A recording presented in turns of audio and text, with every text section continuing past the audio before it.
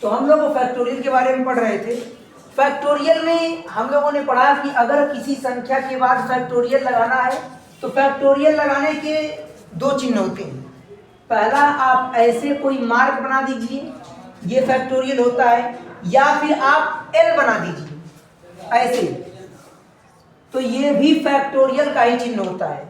अगर मैं इसको ऐसे बनाऊं कुछ इस प्रकार से, तो ये भी किसका चिन्ह है? फैक्टोरियल का। अगर मैं लिखूं ऐसे 5, तो ये भी 5, एक नंबर है कोई 5। अगर मैं 5 के बाद ऐसे कोई चिन्ह बना देता हूं, तो इसे हम लोग क्या पढ़ रहे थे? 5 फैक्टोरियल।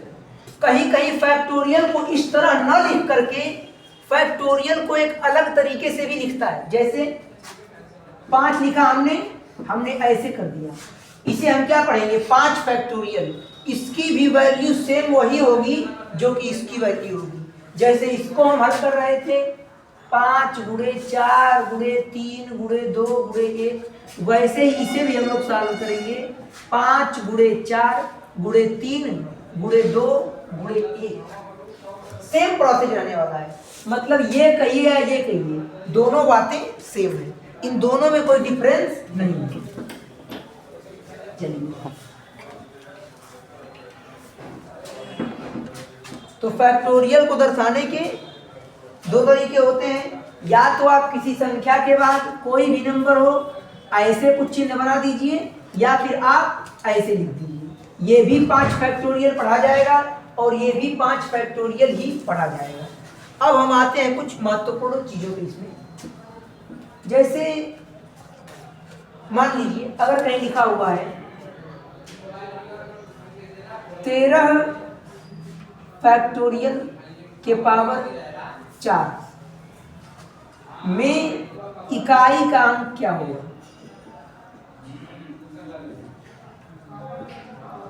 में इकाई का अंक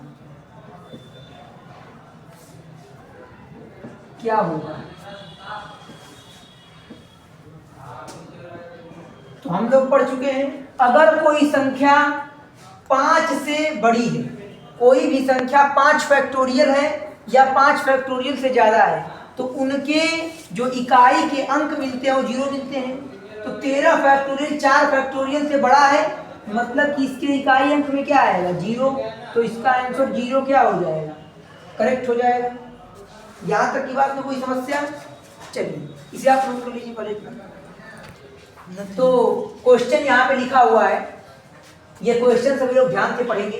क्वेश्चन में कहा 1 से इकाई, दहाई, सैकड़ा, हजार, 10,000, 1 से 99,999 के बीच सभी अभाज्य संख्याओं में, सभी अभाज्य संख्याओं के गुणनफल में इकाई का अंक ज्ञात कीजिए। मतलब अगर आप क्वेश्चन को देखें तो आपको 1 से लेकर के 99,999 तक की सभी अभाज्य संख्याएं लिखनी है, फिर उनका गुणा करना है और तब ये बताना है कि उसके इकाई अंक में क्या आएगा। मतलब उम्र बीत जाएगी उतना गुणा करने में, आपकी इतना टाइम लगने वाला है। लेकिन हम लोग जो नियम पढ़े हैं उससे सवाल आसानी से हो जाएगा। इसीलिए ऐसे सवालों को हल करने के लिए ही मैंने आपको अलग से इस चैप्टर को पढ़ाया है जिसका नाम है यूनिट डिजिट, इकाई का अंक, ताकि आप ऐसे सवालों को कम टाइम में लगा सकें। इसे हम सॉल्व करते हैं। क्वेश्चन में क्या कहा? 1 से लेकर 99,999 के बीच, मतलब शुरुआत 1 से नहीं करनी है, 1 से आगे, 1 से और इससे पहले। तो सबसे छोटी किसका गुणनफल? अभाज्य संख्याओं का। तो 1 के बाद या फिर सबसे छोटी अभाज्य संख्या कौन होती है? 2, 2 के बाद 3, 5, 7, 9 नहीं कहेंगे क्योंकि 9 अभाज्य संख्या नहीं है, 9 एक भाज्य संख्या। 11, 13 ऐसे dot dot dot dot dot 99,999 के पहले जो अभाज्य संख्या होगी वहां तक लिखना है। अब बात आई कि हम इनका गुणा करेंगे तो गुणा में इकाई का अंक क्या आएगा? इन संख्याओं का आप गुणा कर दीजिए, 2 गुणे 3, ये अभाज्य संख्याएं हैं। क्या कहा? अभाज्य संख्याओं के गुणनफल, मतलब गुणा करने पर प्राप्त फल, यानी गुणा करने पर प्राप्त मान का इकाई अंक क्या होगा? गुणा कीजिए। अब मैंने आपको कल एक नियम लिखवाया था नोट में कि अगर किसी गुणा के रूप में 5 आ जाए, क्या आ जाए? 5 आ जाए और 5 के साथ कोई सम संख्या गुणा कर रही हो, तो उसमें जो इकाई का अंक आता है वो 0 आता है। मतलब 0 जिस ऑप्शन में दिया है वो ऑप्शन आपका करेक्ट हो जाएगा, क्योंकि इकाई अंक में क्या आएगा? 0। क्यों इकाई अंक में 0 आएगा? क्योंकि अगर कोई भी संख्या गुणा के रूप में है और उसमें 5 के साथ कोई भी सम संख्या गुणा कर रही है, तो उसके इकाई का अंक हमेशा 0 आता है। तो 0 जिस ऑप्शन में दिया है वो ऑप्शन आपका करेक्ट हो जाएगा।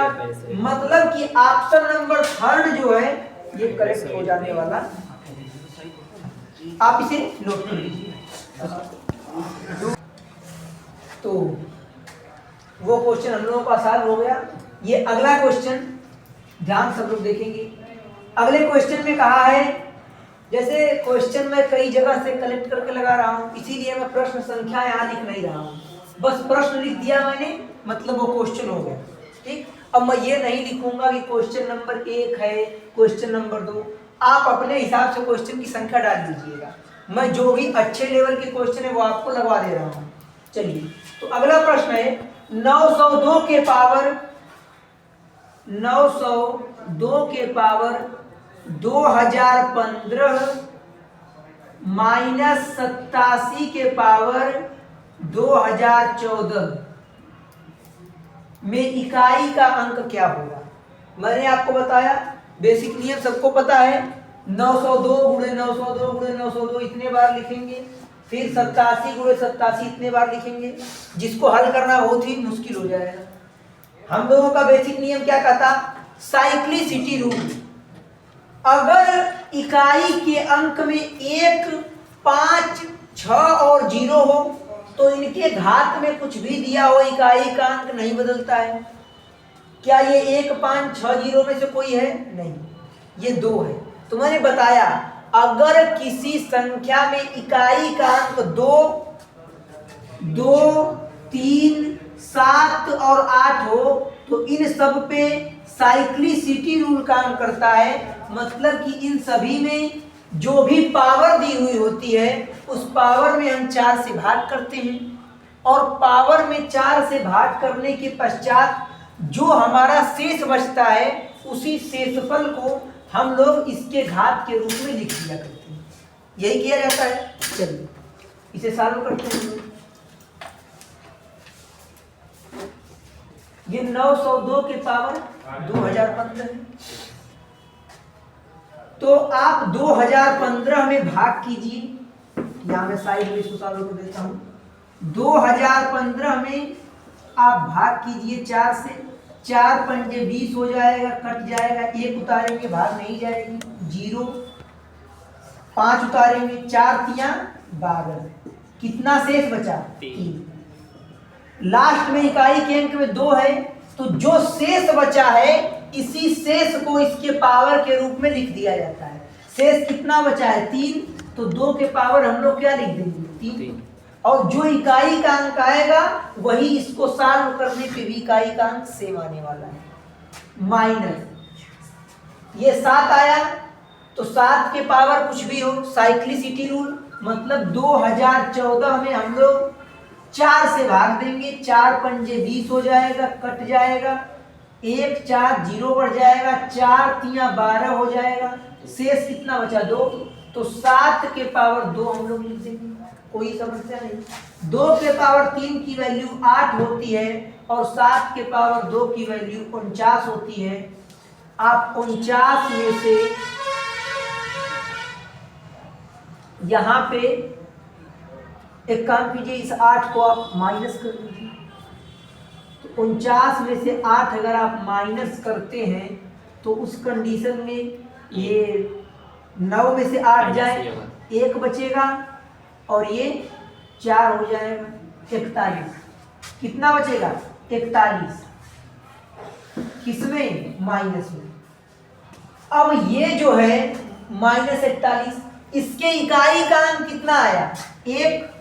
मतलब कि 1 आपका आंसर करेक्ट हो जाएगा। आपका आंसर 1 क्या हो जाएगा? करेक्ट। तो जिस ऑप्शन में 1 दिया है वो वाला ऑप्शन आपका सही हो जाएगा। आप इसे नोट कर लीजिए। जैसे अगर बात करें पिछले क्वेश्चन की, तो जो क्वेश्चन इसके पहले हम लगवाए थे, बताए थे, अगर कोई अंक माइनस में आ रहा हो तो उसे 10 में से घटा लेते हैं, लेकिन ये जो अंक है ये दहाई से बड़ा है। 41 दहाई से बड़ा है, मतलब ये 10 से बड़ा है, इसीलिए ये माइनस में होने के बावजूद भी इसको 10 में से घटाने की कोई आवश्यकता नहीं है, क्योंकि ये 10 से खुद बड़ा है। अगर इसको सॉल्व करने पे मान लीजिए -4 आया होता, तब हमको इसको 10 में से घटाने की आवश्यकता पड़ती, लेकिन ये -41 है तो डायरेक्टली लिख दिया जाएगा। इसके इकाई का अंक 1। नोट कर लीजिए।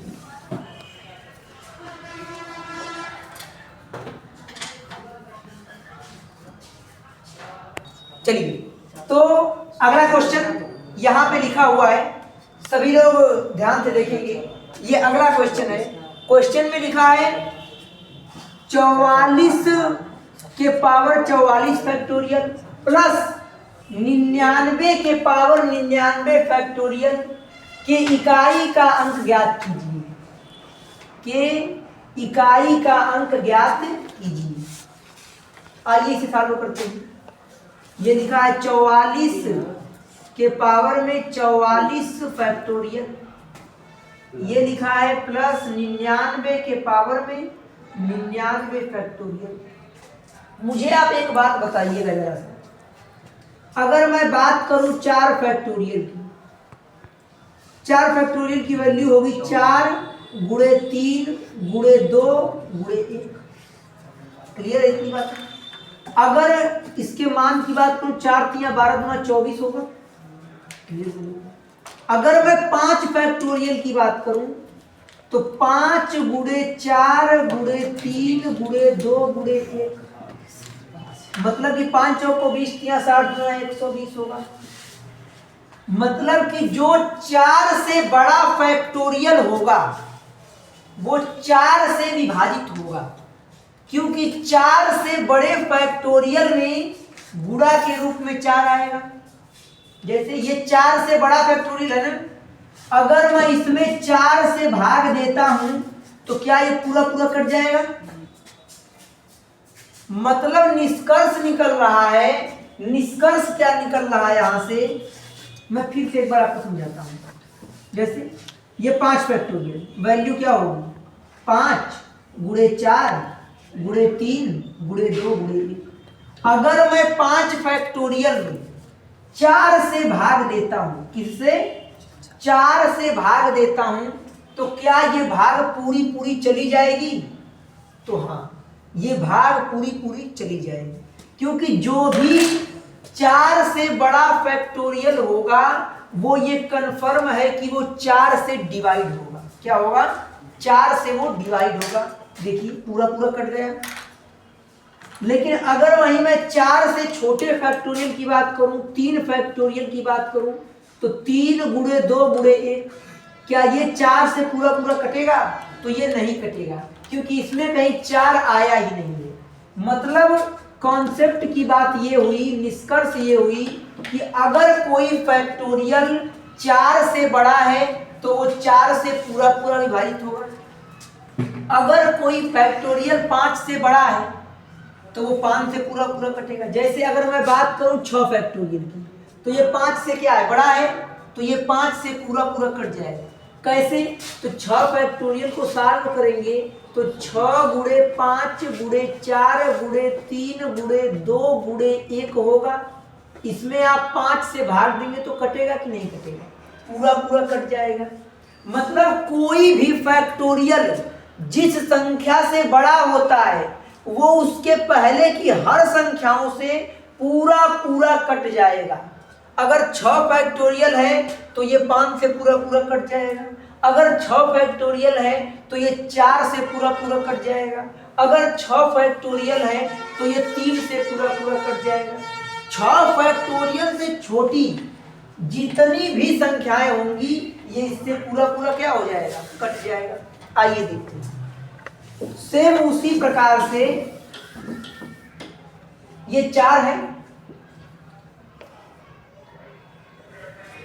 44 फैक्टोरियल। तो हम लोगों ने नियम क्या पढ़ा, अगर किसी भी कोई भी एनी वन नंबर किसी भी संख्या के पावर में, किसी भी संख्या के पावर में अगर कोई फैक्टोरियल दिया हुआ कोई भी चीज दी है, उसमें हम डायरेक्टली क्या करते हैं, 4 से भाग करेंगे। नियम तो ये कहता है। तो जो 44 फैक्टोरियल होगा, क्या ये 4 से पूरा पूरा डिवाइड हो जाएगा? हाँ, बिल्कुल डिवाइड हो जाएगा। तो इसके इकाई के अंक में क्या है, 4 इकाई के अंक में है, और 4 के पावर में क्या आएगा, 4 आएगा। क्यों? ये 4 से पूरा पूरा कट जा रहा है। प्लस 99 के इकाई का अंक 9, 99 फैक्टोरियल है, इसकी वैल्यू जो भी होगी तो क्या है, 4 से पूरी पूरी कट जाएगी, कट जाएगी। क्योंकि 4 से बड़ा अगर 99 फैक्टोरियल को हम सॉल्व करें, 99 गुणे 98 ऐसे करते करते इसमें 4 भी आएगा, 4 से पूरा पूरा कट जाएगा। इकाई अंक 9 के पावर 4। इतने छोटे को सॉल्व करना है। मैंने आपको बताया था, अगर 4 के पावर कोई सम संख्या हो तो उसके इकाई का अंक 6 आता है। प्लस अगर 9 के पावर कोई विषम संख्या है तो इकाई का अंक 9 आता है, और अगर 9 के पावर में कोई सम संख्या है तो इकाई का अंक 1 आता है। 6 में 1 को जोड़ेंगे तो 7 आएगा, इकाई का अंक 7 हो जाएगा। जिस ऑप्शन में 7 दिया है वो वाला ऑप्शन आपका करेक्ट हो जाएगा। मतलब कि जो ऑप्शन नंबर 3 है वो यहाँ पे सही हो जाएगा। तो ये ऑप्शन नंबर 3 करेक्ट हो जाएगा। नोट कर लीजिए।